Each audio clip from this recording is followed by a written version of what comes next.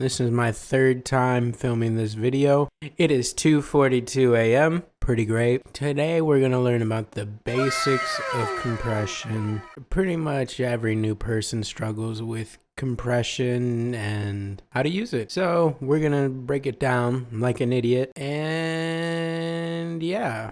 All right, Cade, put some wacky transition me like that. All right. So we're just going to listen to this audio and then I'm going to show you how compression works. Now we're just going to talk for a little bit. We're going to just get really close to the mic and we're going to get really far from the mic. And now we're going to get back a little closer to the mic and then we're going to talk a little bit louder and we're going to talk a little bit quieter. So now we've got our amazing vocal. So if we go to our limiter, there's a bunch of different compressions. There's this fruity band multi-band compressor, this fruity compressor. I like to use the limiter for this tutorial because it'll give you an idea of what the wave file looks like while working with it. So that's why we're using the limiter.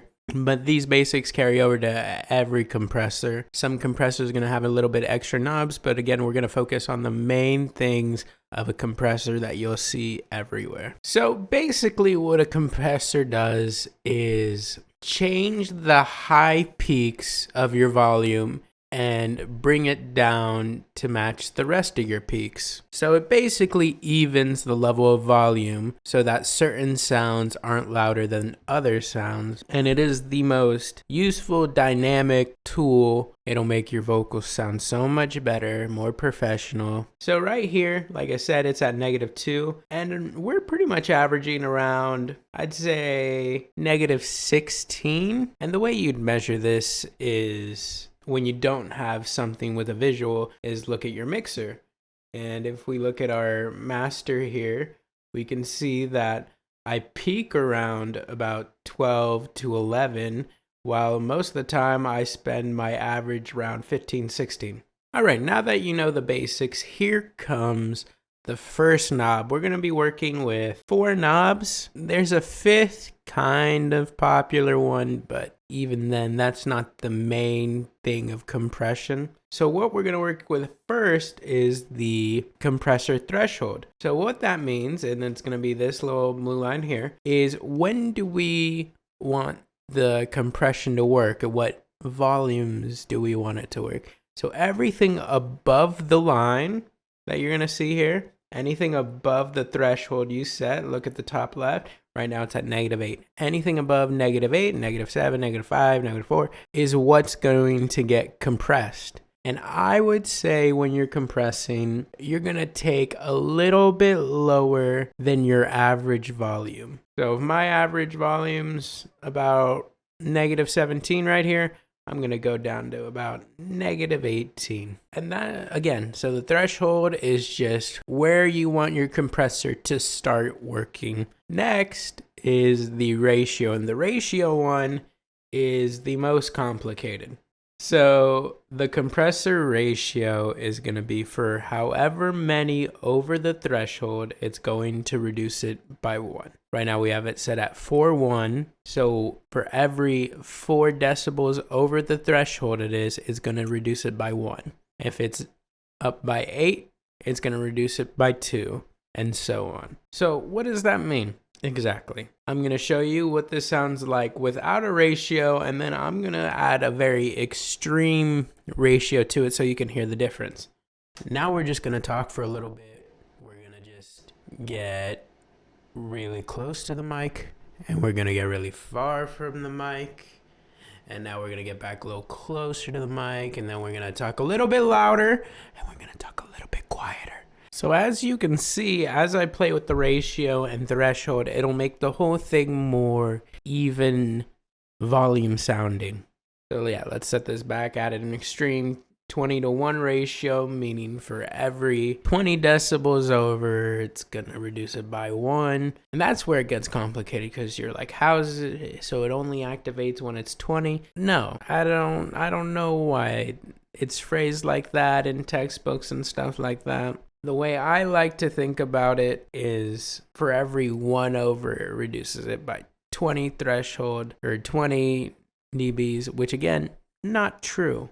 But to me, it makes more sense than it has to wait till it's 20 decibels over to start compressing. So when do you use ratio? How much should you use? For singers, rappers, you hang about that 2 to 4 range. And for dynamic people or people who have trouble with consistent volume, you go about 7, 10, somewhere around that. Now, the next thing you're going to deal with, another important knob, is the attack. The attack is when the compressor starts working. And so usually for an attack, you would think, oh, have it active all the time. Not actually. Sometimes you don't want it active right away the whole time, stuff like that. One thing for rappers or people who are singing fast, more up-tempo with their lyrics, you want the attack lower, probably around 9 milliseconds, 7 milliseconds, very quick, very quick. While like a longer singer, you can have the attack a little bit less, but the attack just means when you want it to start for the things that are crossing your threshold. So let me show you an extreme. Now we're just going to talk for a little bit. Now we're just going to talk for a little bit. So as you see here, we're going to look at these waves. Beginning kind of identical, but as you can see with this next phrase, the compressor starts working instantly because I had it set to 0 here. But over here, the compressor didn't have time for this phrase, so this didn't get compressed at all, or barely any. So you see that like it's taking longer to hit, and it's not hitting every word. We're gonna just get really close to the mic.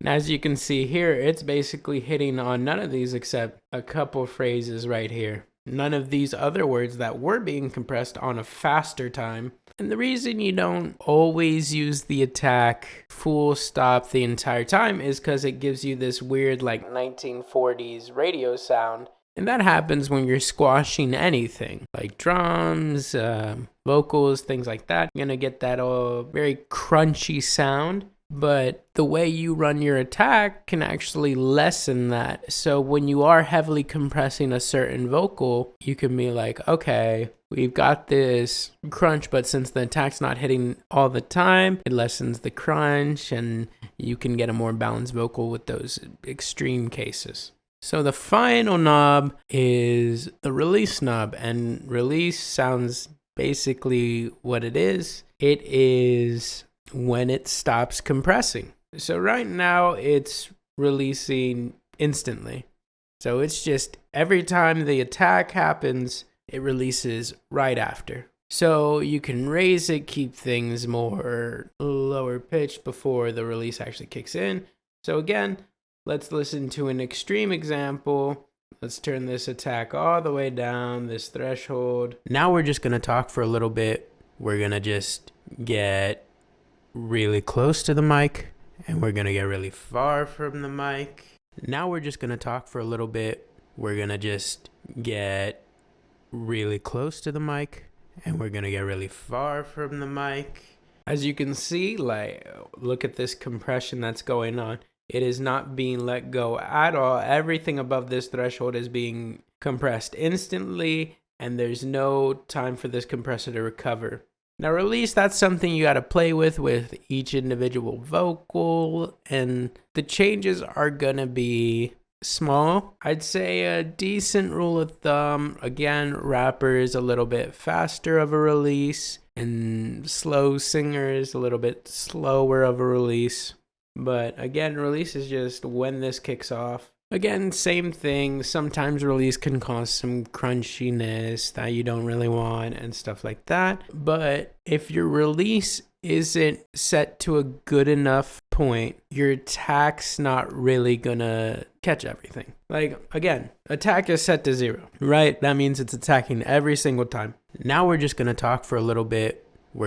It is trying to compress every single vocal right now because most of this vocal is way above our threshold limit we've put. It is compressing, but you can see the overall with this purple how much it's actually compressing compared to when we put it full. The attack, while the threshold and compression is big, since it releases right away for the next word, it is not compressing enough. And that's basically everything. One other common knob you're gonna see is the knee.